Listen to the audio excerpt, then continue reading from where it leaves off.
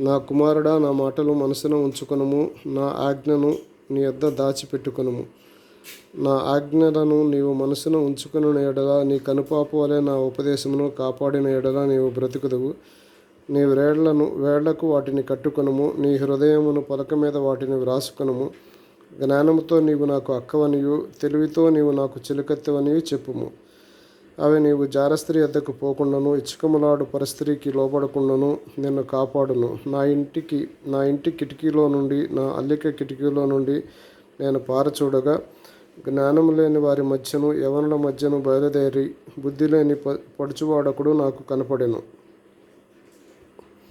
సంధ్యవేళ ప్రొద్దు గుంకిన తరువాత చిమ్మ చీకటి గల రాత్రివేళ వాడు జారస్త్రీ సందు దగ్గర ఉన్న వీధిలో తిరుగుచుండెను. దాని ఇంటి మార్గమున నడుచుచుండెను.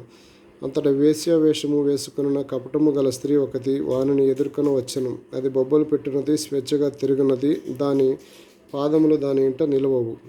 ఒకప్పుడు ఇంటి ఎదుటను, ఒకప్పుడు సంత వీధుల్లోనూ అది ఉండును. ప్రతి సందు దగ్గర అది పొంచి ఉండును. అది వానిని పట్టుకొని ముద్దు పెట్టుకొనును.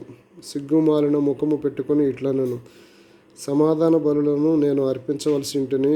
నాడు నా మ్రొక్కుబళ్ళు చెల్లించి ఉన్నాను. కాబట్టి నేను నిన్ను కొనవలనని రాగా, నిన్ను ఎదుర్కొనవలనని బయలుదేరగా నీవే కనపడితివి.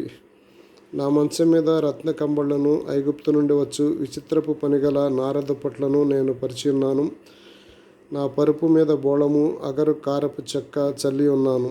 ఉదయం వరకు వలపు తీర తృప్తి పొందదము రమ్ము. పరస్పర మోహం చేత చాలా సంతుష్టి నొందదము రమ్ము. పురుషుడు ఇంట లేడు, దూర ప్రయాణము వెళ్ళి ఉన్నాడు. అతడు సొమ్ము సంచి చేత పట్టుకుని పోయెను. పున్నమ నాటి వరకు ఇంటికి తిరిగి రాడు అనెను. అది తన అధికమైన లాలన మాటల చేత వానిని లోపరుచుకొనెను.